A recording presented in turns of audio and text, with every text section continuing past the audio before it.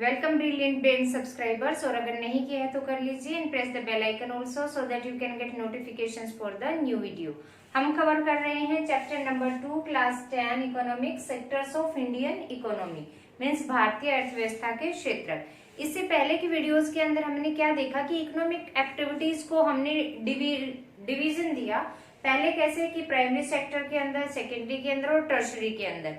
फिर हमने ऑर्गेनाइज्ड और अनऑर्गेनाइज्ड का देखा, ये भी देखा कि उनका कंट्रीब्यूशन जीडीपी के अंदर कितना है और एम्प्लॉयमेंट के अंदर कौन से सेक्टर का कितना शेयर है। यहाँ पे भी हम इकोनॉमिक एक्टिविटीज का डिवीजन ही देखेंगे, लेकिन वो किस बेस पे देखेंगे? On the basis of ownership. Ownership के आधार पर देखेंगे कि हम इकोनॉमिक एक्टिविटीज को, आर्थिक गतिविधियों को कैसे बांट सकते हैं। आर्थिक गतिविधियों के आधार पर दो तरीके से हम बांट सकते हैं। एक होता है हमारा पब्लिक और दूसरा होता है प्राइवेट। पब्लिक मीन्स जो सार्वजनिक होता है और प्राइवेट मीन्स जो व्यक्तिगत होता है। तो सार्वजनिक जो सब लोगों के लिए होगा और व्यक्तिगत जो सिर्फ एक आदमी या एक ग्रुप के अंडर होता है। ठीक है, तो यहाँ से क्लियर करते हैं ओन्ड बाय गवर्नमेंट। जो पब्लिक सेक्टर्स के अंडर जो भी चीजें आती है उनके ऊपर जो हक होता है वो वैसे तो पब्लिक के लिए होता है, लेकिन जो जिम्मेदारी होती है कि सेक्टर के अंडर से जो भी सर्विसेज जाएंगी वो कौन प्रोवाइड कराएगा? गवर्नमेंट कराएगी। एसेट के ऊपर जो हक है वो गवर्नमेंट उसकी देखरेख करेगी, कैसे चलाना है, क्या पॉलिसीज लागू करनी है, क्या सेवाएं उसके द्वारा लोगों को प्रोवाइड करानी है, तो वो कौन देखता है? गवर्नमेंट देखेगा। ठीक है।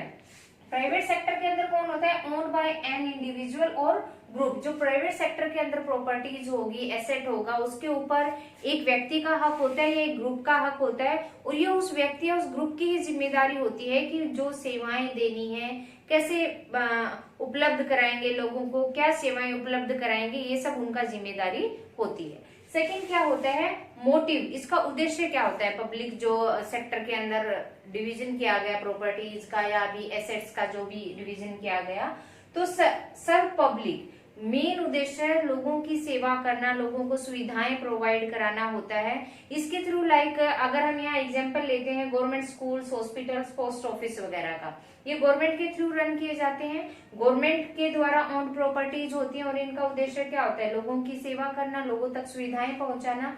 लेकिन इनको चलाने के लिए गवर्नमेंट पैसा कहाँ से लाती है? पैसा लोगों से ही लेती है, टैक्सेस के थ्रू वो जुटाती है पैसा। लोग इन सर्विसेज के बदले क्या करते हैं? टैक्स पे करते हैं। रिजनेबल होता है टैक्स हर चीज के लिए, लाइक आप हाउस टैक्स पे करते हैं, सर्विस टैक्स पे करते हैं, अलग अलग तरह के टैक्सेस जो होते हैं, वाटर टैक्स, सब इंक्लूड करके उसके थ्रू ही गवर्नमेंट की इनकम होती है और वही इनकम को वो एक्सपेंडिचर करती है इन सर्विसेज को अवेलेबल कराने के लिए पब्लिक के लिए। ठीक है, पब्लिकली ये बेनिफिट उठाया जा सकता है सार्वजनिक रूप से।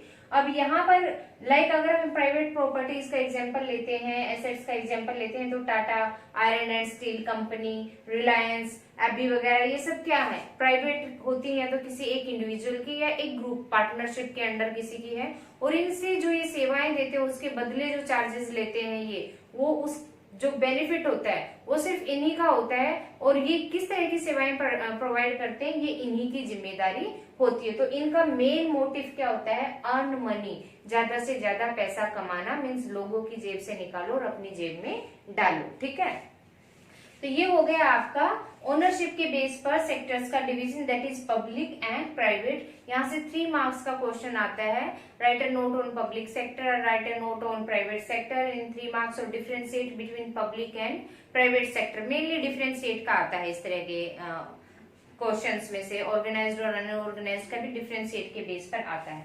अब यहाँ से क्वेश्चन उठता है कि जैसे schools, hospital, post office, railways, roads, ये सब जो पब्लिक के लिए बनाया जाता है गवर्नमेंट की तरफ से सुविधाएं प्रोवाइड कराने के लिए, ये गवर्नमेंट के अंडर ही क्यों होता है? प्राइवेट के अंडर क्यों नहीं होता है? Why railways, water supply, etc. are a part of public sector and not private sector? Private sector का हिस्सा क्यों नहीं होती हैं ये सेवाएं?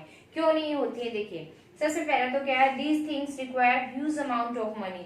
इन चीजों को बनाने में, डैम बनाना है, इलेक्ट्रिसिटी बनानी है, रोड्स बनानी है, रेलवेज बनाना है, बहुत ज्यादा एक्सपेंडिचर लगता है। पहले तो कोई भी प्राइवेट कंपनी के पास इतना एक्सपेंडिचर करने का वी कैन से कि सामर्थ्य नहीं होता है, और अगर होगा भी तो फिर वो क्या करते हैं कि इन सब चीजों के लिए private sector won't provide these things at a reasonable cost. अब अगर वो इस चीज के ऊपर ज्यादा से ज्यादा एक्सपेंडिचर करेंगे, मान लो किसी फर्म ने कर भी दिया, तो वो उसको की जो उन्होंने एक्सपेंडिचर किया उसकी भरपाई करने के लिए उसके ऊपर चार्जेस क्या करेंगे, ज्यादा हाई लगाएंगे, उसकी कॉस्ट ज्यादा रखेंगे। तो क्यों, उन्हें वो एक्सपेंडिचर भी पूरा करना है, प्लस उन्हें बेनिफिट भी गेन करना है, अपना प्रॉफिट भी रखना है, तो वो रीजनेबल सर्विसेज पे उनको प्रोवाइड नहीं करेंगे। तो दो रीजन हो जाते हैं कि बहुत ज्यादा पैसा लगता है, या तो प्राइवेट फर्म इसको अवेलेबल नहीं करा पाएगी, और अवेलेबल करा भी देगी तो वो उसको रीजनेबल कॉस्ट पे नहीं देगी, वो ज्यादा कॉस्ट पे उसको लोगों को प्रोवाइड कराएगी। क्यों, अपना बेनिफिट लेने के लिए। थर्ड क्या कहता है कि government support both farmers and consumers but private companies won't do that. अब देखो यहाँ पे किसानों की बात ले लेते हैं, जो एक रिजनेबल प्राइस तय कर दिया जाता है, एमएसपी आप बोल सकते हैं जिसको, जो आपने 9th क्लास के अंदर फूड सिक्योरिटी के अंदर सारा कुछ पढ़ा था, उसके थ्रू गवर्नमेंट क्या करती है, किसानों से रिजनेबल रेट के ऊपर उनका अनाज खरीद लेती है, फिर उनको बेवरेज हाउसेज के अंदर, स्टोर हाउसेज के अंदर क्या करते हैं, स्टोर करके रखते हैं बफर स्टॉक्स में, और रिजनेबल प्राइस पे ही वो कंज्यूमर्स को अवेलेबल करा देती है। तो बीच में जो मतलब वो कहते हैं कि एक मोटी जो रकम का हिस्सा है, जो ना किसान को लॉस उठाना पड़ता है और ना कंज्यूमर को, ज्यादातर भार कौन सहन कर लेती है, गवर्नमेंट सहन कर लेती है। लेकिन अगर प्राइवेट कोई भी कंपनी अनाज खरीदेगी तो वो क्या कोशिश करेगी, वो कोशिश करेगी कि वो फार्मर से कम दामों पे खरीदे और कंज्यूमर को वो ज्यादा कीमत पर बेचे। क्यों, क्योंकि प्राइवेट फर्म का मोटिव क्या होता है, मनी अर्न करना होता है। तो इस तरीके से वो क्या करेगी, सिर्फ अपना ही फायदा देखेगी। इसलिए कुछ एक चीजें सिर्फ और सिर्फ गवर्नमेंट के द्वारा प्रोवाइड कराई जाती हैं, ना कि प्राइवेट सेक्टर के द्वारा प्रोवाइड कराई जाती है। लाइक हम इलेक्ट्रिसिटी का एग्जांपल लेते हैं, इलेक्ट्रिसिटी की जनरेशन के ऊपर काफी खर्चा आता है। अगर ये प्राइवेट कोई कंपनी जनरेट करेगी इलेक्ट्रिसिटी तो उसके चार्जेस भी वो उतने ही ज्यादा लेगी। अब स्मॉल स्केल इंडस्ट्रीज होती हैं, बहुत सारे कुटीर उद्योग होते हैं, उनको इलेक्ट्रिसिटी की जरूरत होती है। अगर उनका एक्सपेंडिचर कम होता है तो इनकम भी कम होती है। अगर वो बिजली के लिए उन्हें अपना प्रोडक्शन करने के लिए एक प्राइवेट फर्म को इतनी कीमत देनी पड़ जाए तो उसको प्रॉफिट कहाँ से होगा। इसीलिए गवर्नमेंट क्या करती है, ऐसी ऐसी चीजों को खुद ही प्रोड्यूस करती है और पब्लिकली लोगों को प्रोवाइड कराती है। ऐसी और भी बहुत सी सर्विसेज हैं, लाइक स्कूल है, किसी एक पर्सन के लिए स्कूल चलाना पॉसिबल नहीं है, इसलिए गवर्नमेंट के थ्रू क्या किए जाते हैं, स्कूल्स रन किए जाते हैं।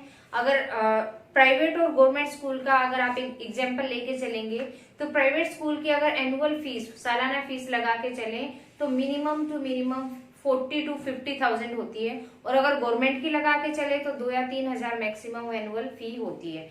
तो ये क्या चीजें हैं कि ताकि हर किसी तक सुविधा पहुंच सके और रीजनेबल प्राइसेस पे पहुंच सके, इसलिए गवर्नमेंट इन चीजों को अपने अंडर रखती है, इनका कंस्ट्रक्ट करती है, प्रोडक्शन करती है चीजों का, और लोगों तक उनको सर्व करने के लिए, उनको सुविधाएं प्रोवाइड करने के लिए पहुंचाती है। तो पूरा ये चैप्टर आपका कंप्लीट हो जाता है। आपने देखा कि कैसे इकोनॉमी को 3 सेक्टर्स में डिवाइड किया जाता है, सेक्टर्स का कितना कंट्रीब्यूशन होता है जीडीपी के अंदर और एम्प्लॉयमेंट के अंदर, और कौन सा सेक्टर बहुत ज्यादा जीडीपी में कंट्रीब्यूशन दे रहा है, कहाँ पे सर्विसेज को बढ़ाने की ज्यादा जरूरत है। ओनरशिप के बेस पे भी आपने डिवीजन देखा। सम अप आपका क्या हो गया है, चैप्टर कंप्लीट हो गया है। इंपोर्टेंट क्वेश्चंस को साथ के साथ आपके एक्सप्लेन किया गया है। नेक्स्ट वीडियो के अंदर नेक्स्ट चैप्टर के साथ फिर मिलते हैं। Till then keep watching.